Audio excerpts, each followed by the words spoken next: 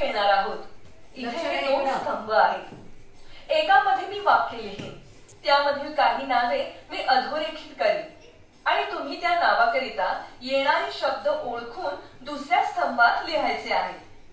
नीता अपर्णाला म्हणाली, तू आणि मी उद्या नाटक पाहायला जाणार आहोत ना?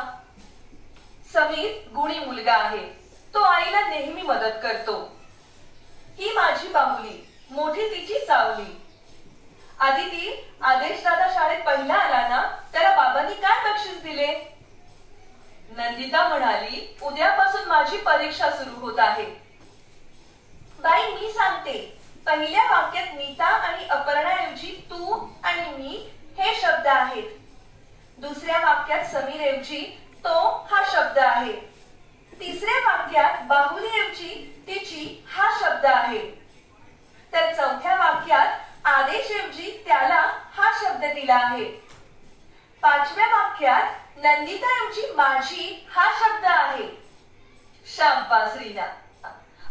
इथे आपल्याला वाक्य दिलेलं आहे आणि ज्या शब्दाच्या खाली रेष ओढली आहे, अंडरलाईन केलेली आहे, त्या शब्दाच्या ऐवजी दुसऱ्या वाक्यामध्ये कुठला शब्द आला आहे ते इथे लिहिलेलं आहे. म्हणजे बघा, इथं नीता आणि अपर्णा ऐवजी कुठला शब्द आहे? तू आणि मी.